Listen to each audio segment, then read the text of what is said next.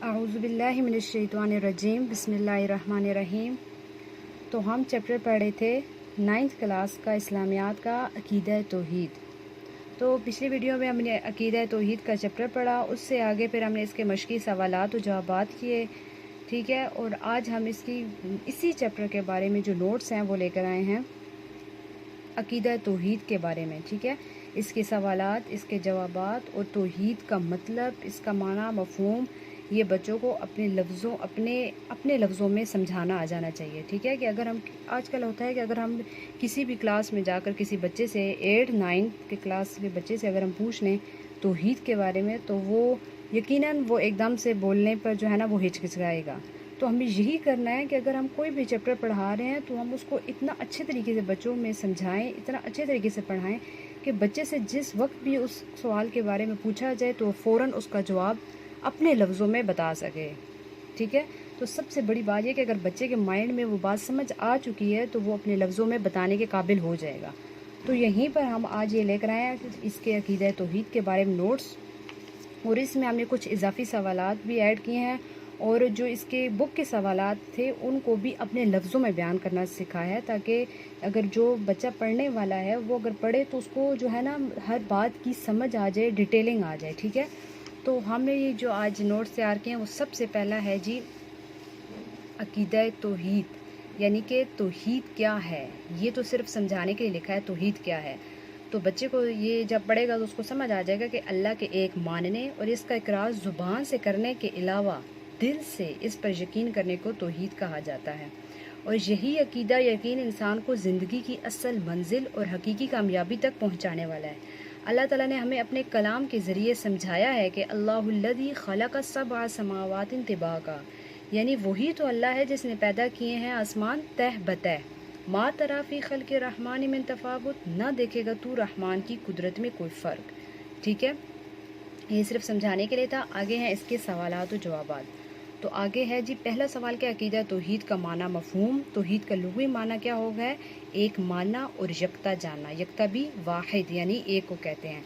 शरीयत की इस्लाम में अगर हम इसको देखेंगे तो क्या कहते हैं, अल्लाह ताला को इसकी ज़ात और सिफ़ात और जुमला औसाफ़ व कमालात में यकता और बेमिसल मानना और इसके तकाज़ों के मुताबिक अमल करना तौहीद कहलाता है।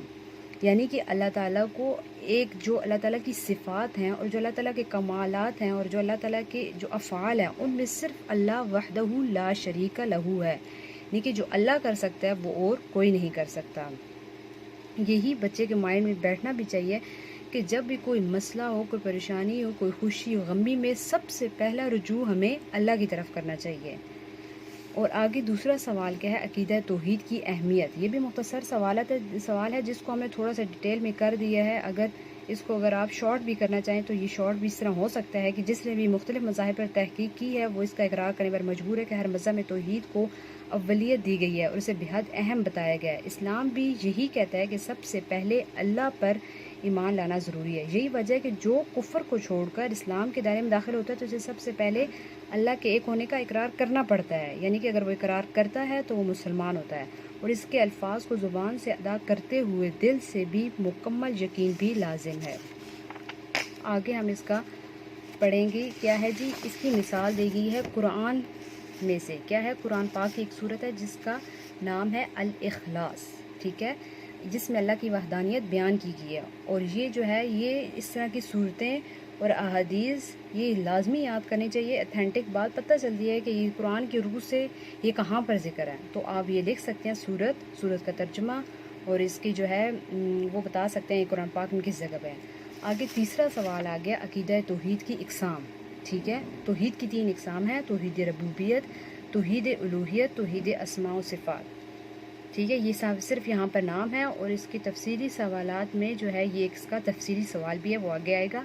और ये आगे है शिर्क का माना, मफ़हूम, ठीक है जी। ये देख लें, शिर्क का माना, मफ़हूम के जिस तरह तौहीद को तस्लीम करना ज़रूरी है, इसी तरह इसके ज़रिए इंसान ज़िंदगी के हर मरहले में कामयाब हो सकता है और शिर्क की वजह से वो तबाह बर्बाद और अज़ाब में मुब्तला हो सकता है, यानी कि शिर्क है ही गुनाह, ठीक है। कुरान पाक में भी जिक्र है, इन्न शिर्क लज़ुल्मुन अज़ीम, बेशक शिर्क बहुत बड़ा जुल्म है, ठीक है। तो शिर्क को जब जुल्म कहा गया है तो यहीं से पता चलता है कि जब अल्लाह ताला फरमा रहे हैं जुल्म है तो ये कितना बड़ा गुनाह है।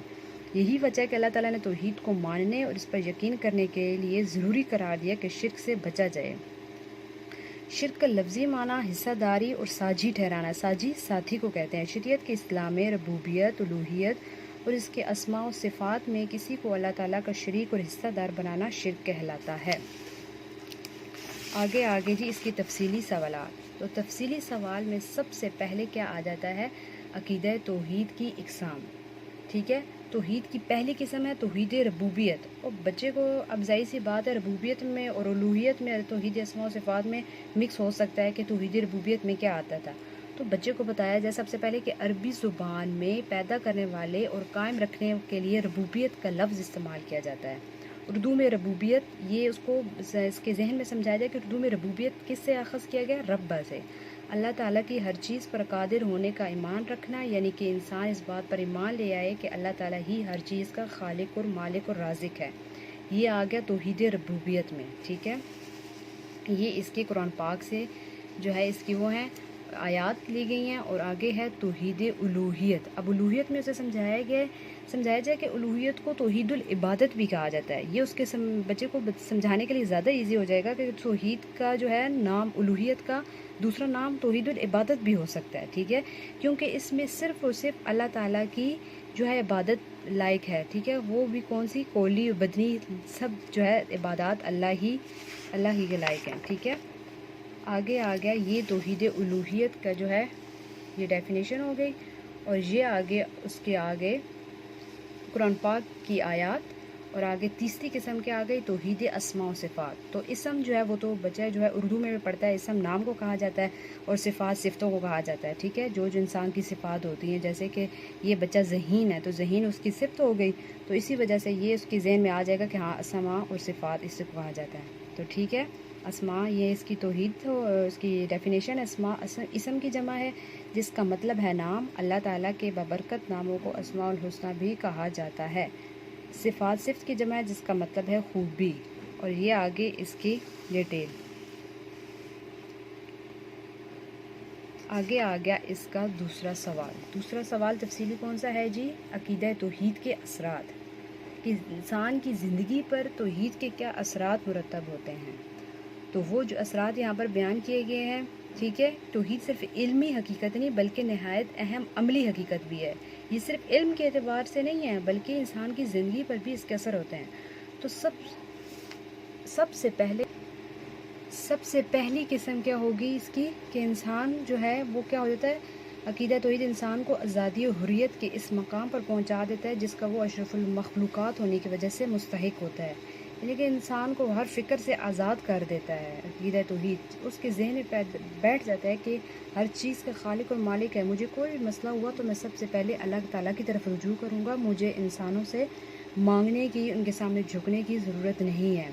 اور اسی بات پر اللہ تعالیٰ بھی اس کو ہر چیز سے نواز دیتے ہیں جس کا وہ مستحق ہوتا ہے، جس کی اس کو ضرورت ہوتی ہے، تو ٹھیک ہے۔ یہی آ گیا اس کا پہلا پوائنٹ۔ دوسرا پوائنٹ کیا ہے؟ عقیدہ توحید ماننے والا شخص غیرت مند اور بہادر ہو جاتا ہے، اس کو کسی بات کا ڈر نہیں ہوتا، ٹھیک ہے، کیونکہ اس کے ذہن میں ہوتا ہے کہ ہر چیز کا مالک صرف اللہ ہے۔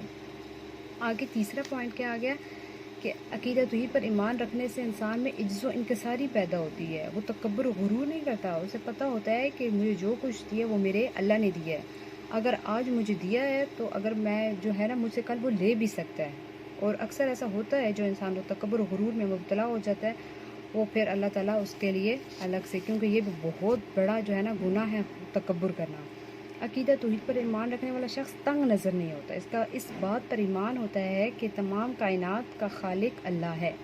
آگے عقیدہ توحید انسان میں صبر و قناعت، بلند ہمتی اور توکل جیسی صفات پیدا کرتا ہے، ٹھیک ہے، جس کی وجہ سے انسان مشکل سے مشکل کام اور بڑی سے بڑی تکلیف سے پریشان نہیں ہوتا۔ عقیدہ توحید انسانوں کے درمیان مساوات اور برابری پیدا کرتا ہے اور ذات پات دیگر معاشرتی تقسیم سے آزاد کر دیتا ہے۔ تو یہ ہو گئے عقیدہ توحید کے سبق کے سوالات و جوابات اور اس کے نوٹس۔ جو لینا چاہتا ہے یہاں سے وہ بے شک لکھ سکتا ہے تاکہ آپ کو آسانی ہو، ٹھیک ہے۔